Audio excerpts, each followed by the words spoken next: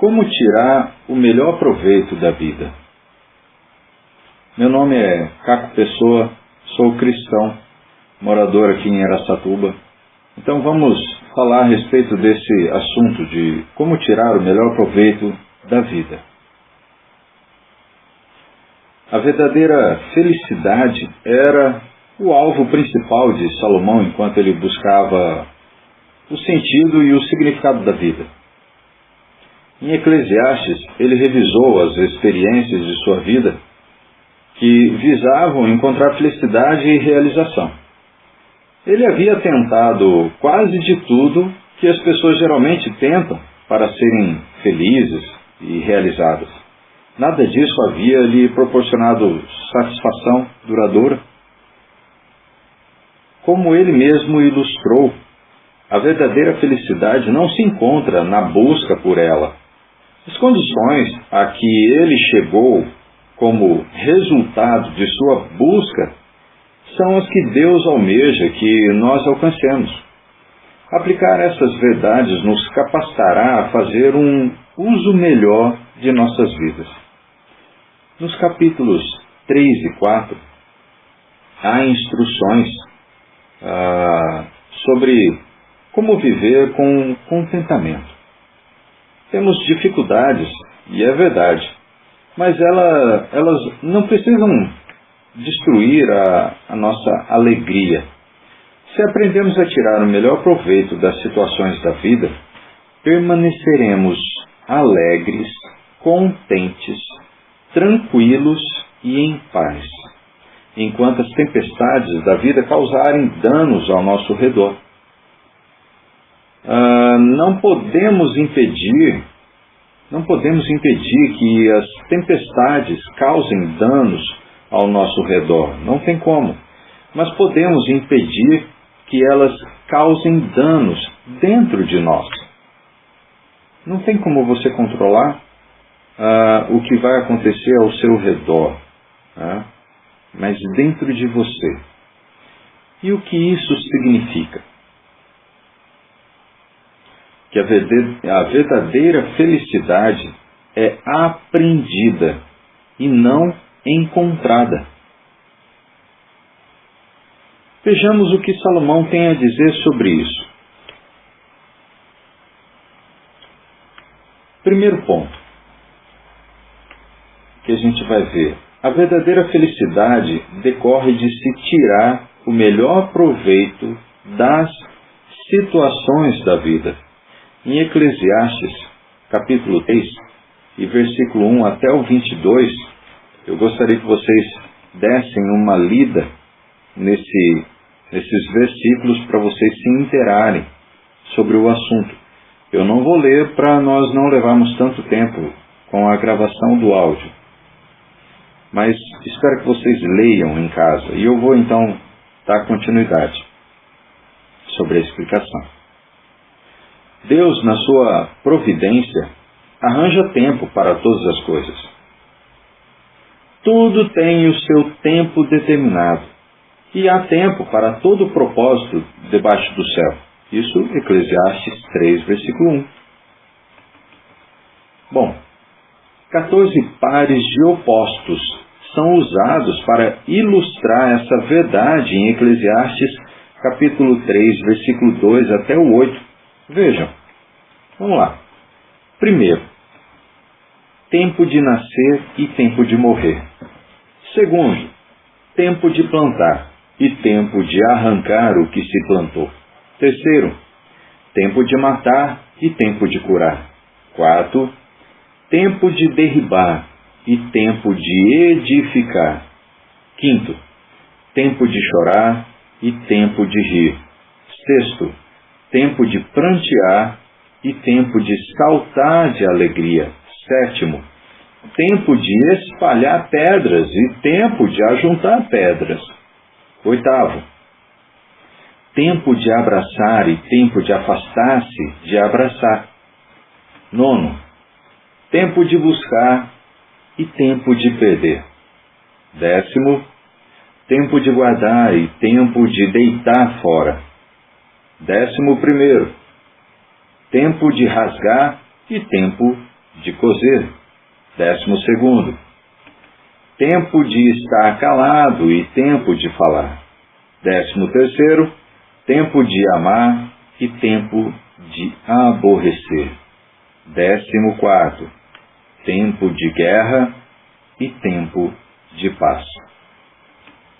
Sobre muitos desses acontecimentos temos pouco ou nenhum controle.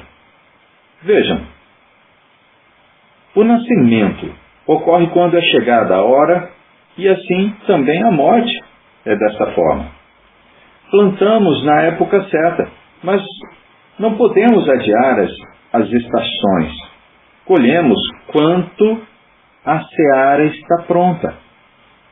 Às vezes precisamos chorar, mas logo depois tornamos a rir. Existe tempo para derrubar o que se construiu e tempo para novos edifícios serem construídos. A comparação prossegue, ajuntando um amplo leque de assuntos. Há tempo de chorar e tempo de rir. Há tempo de prantear e tempo de saltar de alegria. Quando um agricultor quer tirar do seu campo as pedras, é tempo de jogá-las fora. Quando um homem quer construir uma casa, é tempo de juntar pedras. Há tempo de rasgar e tempo de costurar. Há tempo em que é apropriado falar e tempo em que a situação exige o quê? Silêncio. Algumas coisas devem ser odiadas, enquanto outras devem ser amadas. Às vezes, guerras precisam ser travadas. Em outros tempos, a paz pode ser negociada. O que tudo isso significa para nós, então? O que o pregador estava tentando nos dizer? Alguns fatos da vida são mais agradáveis do que outros, mas tudo acontece no seu devido tempo. Salomão está dizendo que precisávamos aprender a aceitar todas as situações da vida, as boas e as más, ou ele estava apenas olhando para as positivas e negativas, para observar o sistema de equilíbrio e contrapeso em toda a vida? Talvez. Enquanto ele olhava para a vida, ele estivesse agindo como um camarada que disse: por que tenho que me preocupar em votar? Eu voto contra isso. Minha esposa vota a favor disso. E os nossos votos se anulam um ao outro. Talvez Salomão estivesse ilustrando que a soma dos débitos e créditos sem Deus é zero. Em Eclesiastes, capítulo 3, versículo 9, ele indaga assim: que proveito tem o trabalhador naquilo com que se afadiga? A vida é uma série de ciclos positivos e negativos sobre os quais o homem tem pouco controle. De um ponto de vista humano, pode parecer inútil o ser humano dar tantas voltas enquanto os tempos e as estações completam o seu ciclo. Nós simplesmente precisamos aceitar as circunstâncias que não podemos controlar e usar essa vida presente da melhor maneira possível, para servir ao Deus que nos presenteou com ela. Não se obtém felicidade trabalhando para obtê-la, nem sentado no ócio esperando por ela. Todas as circunstâncias da vida operam juntas conforme um plano. O capítulo 3 de Eclesiastes, versículo 10 até o 15, ele vai comentar a respeito disso. Espero que vocês possam ler. Então, continuando, diz assim: o pregador olhou para a labuta imposta ao homem por providência divina e escreveu o seguinte: viu o trabalho que Deus impôs aos filhos dos homens, para com ele os afligir. Tudo fez Deus formoso no seu devido tempo. Isso é em Eclesiastes 3, 10 e 11. Deus então planejou tudo em seu devido tempo e até plantou em nossos corações a conscientização de que há mais coisas além dos acontecimentos da vida visíveis aos nossos olhos. Lemos assim: também pôs a eternidade no coração do homem, sem que este possa descobrir as obras que Deus fez desde o início até o fim. Eclesiastes 3:11. Sabemos então que o Deus eterno controla tudo. Mas não podemos ver o quadro total desde o início até o fim. Só podemos ver os acontecimentos que ocorrem no nosso pequeno segmento de tempo. Salomão concluiu com isso que a melhor coisa que o homem pode fazer é desfrutar os bens do seu trabalho enquanto está vivo na terra. Sei que nada há melhor para o homem do que regozijar-se e levar vida regalada. E também que é dom de Deus que possa o homem comer, beber e desfrutar o bem de todo o seu trabalho. Eclesiastes 12:13. Deus nos deu o dom de hoje com suas oportunidades e desafios. Ele nos deu certos talentos como ferramentas para, com elas, vivermos e trabalharmos. Não podemos mudar o plano de Deus, nem podemos fazer acréscimos a ele e nem abstrações. Isso o capítulo 3, versículo 14 fala. Bom, confiar em Deus é aceitar a sua vontade para nossas vidas, mesmo quando ela não faz sentido para nós. Até a maldade e a injustiça podem ser usadas para um propósito. Capítulo 3, versículo 16 até o 22 vai falar. Quando Salomão procurou justiça, ele viu que a maldade estava prevalecendo. No lugar da justiça, ele viu iniquidade. Ele sabia que, no íntimo do seu coração, que Deus julgaria tanto os justos como os maus, no devido tempo. Mas ele queria saber por que era permitido haver maldade.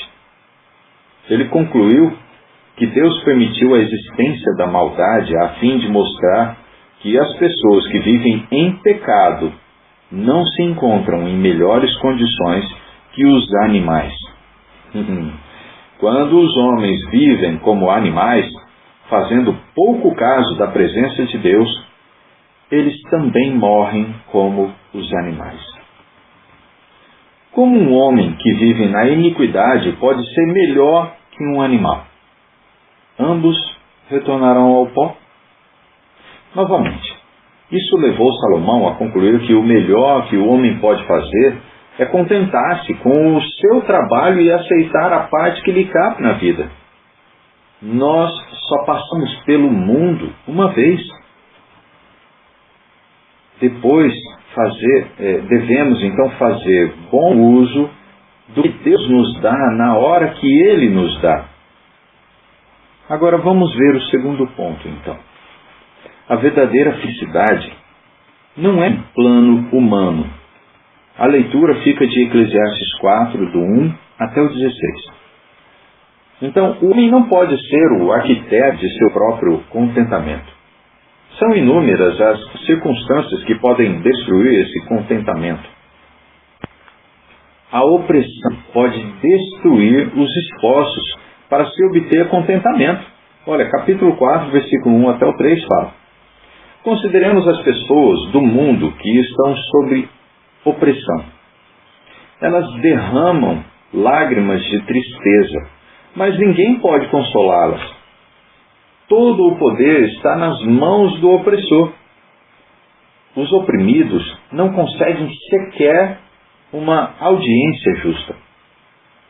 Salomão sugeriu que os mortos estão em melhor estado do que os que tiveram a liberdade roubada. Versículo 3 diz assim, capítulo 4, versículo 3. Porém, mais que uns e outros, tenho por feliz aquele que ainda não nasceu, e não viu as más obras que se fazem debaixo do sol. Para que os oprimidos sintam-se contentes, esse contentamento tem de ser um estado de mente, pois nada pode fazer para melhorar as circunstâncias em que se encontram. Nem o trabalho árduo, nem o ócio podem produzir a verdadeira felicidade. Versículo 4 até o 6. Visualizemos então uma pessoa que trabalha arduamente por toda a vida. Ela tem direção e entusiasmo. Ela se esforça por alvos elevados e os atinge. Isso garante sua felicidade? Será? Não. Ela é invejada pelos seus vizinhos e a sua alegria é assim roubada. Quando o sucesso cruza com a inveja, perdem-se amigos. O sucesso vale a pena perder amigos? O ócio não é a resposta para o problema? Ele também conduz à ruína. Não é de se estranhar que a vida seja vã e cheia de frustrações. Qual é a conclusão, então? É melhor ter uma só mão cheia de paz do que ter ambas as mãos cheias e também ter tristeza e frustração. Esta é a análise do insensato ou a conclusão de Salomão. Ou é a conclusão de Salomão? Vamos ver. De qualquer maneira, a lição para nós é a mesma. Não se obtém felicidade trabalhando para obtê-la, nem sentado no ócio esperando por ela. Nem o excesso, nem a preguiça são desejáveis. Temos de evitar os extremos que podem nos fazer colocar ênfase em lugares errados. Devemos viver alegremente cada dia para Deus, sem nos preocuparmos com o sucesso. Não devemos nos preocupar se temos 2 punhados, ou 1, ou nenhum. A ganância destrói o contentamento. Isso lá no versículo 7 até o 12 do capítulo 4. Então visualizemos outro homem, um que nunca se satisfaz com o que possui. Ele está tão ocupado em adquirir mais bens materiais que vive uma vida solitária de isolamento. Ele não tem irmãos, filhos, nem amigos. Trabalha o tempo todo. Para quem ele está fazendo tudo isso? Ele não para nem o suficiente para desfrutar o que possui. Não tem família com quem dividir seus bens. Na verdade, ele não quer dividir nada. Ele egoisticamente vive egoístamente e vive numa vida insensata. Não é bom que o homem esteja só. Deus foi o primeiro a anunciar esse fato em Gênesis capítulo 2 e versículo 18. E Gênesis 2 e 18 diz assim: Disse mais o Senhor Deus: Não é bom que o homem esteja só, far-lhe-ei uma auxiliadora, para que lhe seja idônea. Bom, Salomão apresentou 4 razões por que 2 é melhor que 1. Primeiro, podem partilhar as recompensas do seu trabalho. Segundo, quando um cai, o outro pode ajudá-lo a reerguer-se. Quem cai sozinho entra em apuros. Terceiro, quando 2 estão debaixo do mesmo cobertor, numa noite fria, podem se manter aquecidos. Quarto, quando se está sozinho, é muito mais provável ser atacado e derrotado do que se fossem 2. Uma corda de um fio se rompe facilmente, mas o cordão de 3 dobras não se arrebenta com facilidade. Capítulo 4, versículo 12 diz, Bom, nem o poder garante contentamento. Isso lá do capítulo 4, versículo 13 até o 16. Alguns buscam posições de poder, pensando que isso lhes trará contentamento. É melhor ser um jovem pobre e sábio do que um velho rei que não dá ouvidos a conselhos. O jovem poderia ser liberto e tornar-se rei, embora tivesse nascido pobre. Milhares de pessoas apoiariam sua ascensão ao trono. Esse mesmo jovem poderia tornar-se um líder poderoso e popular por um tempo. Depois, quando a segunda geração crescesse sob a sua autoridade, ele poderia perder a popularidade. Outro jovem poderia assumir o trono no seu lugar. Mas nem o poder, nem a popularidade dão significado ou sentido à vida. Tudo, então, é correr atrás do vento. Vamos concluir. Graças a Deus, podemos conhecer Jesus. O Tratado de Salomão enfatiza a nossa necessidade de quem? De um Salvador. Não podemos sequer sozinhos nos fazer felizes, muito menos salvar a nós mesmos. Jesus veio para atender essa necessidade. Em Cristo, a inutilidade da vida desaparece. Jesus jamais falou de inutilidade. Ele só falou de esperança, alegria, amor e paz. Ele veio para que tenhamos vida e tenhamos em abundância. Isso lá em João capítulo 10, versículo 10. Deposite sua confiança, então, em Deus. Aceite o estilo de vida que Ele idealizou para você. Você ficará, então, arrepiado com as mudanças que Ele fará na sua vida. Alguém disse assim: podemos repousar nossas cabeças doloridas sobre o travesseiro das promessas de Deus e depois levantar mais fortes. Eu agradeço aos irmãos de Curitiba que traduziram esses estudos dos irmãos americanos, pois nos ajudaram a crescer e desenvolver mais ainda o Espírito Santo de Deus em nós. Que Deus abençoe a cada um de vocês, em nome de Cristo. Amém.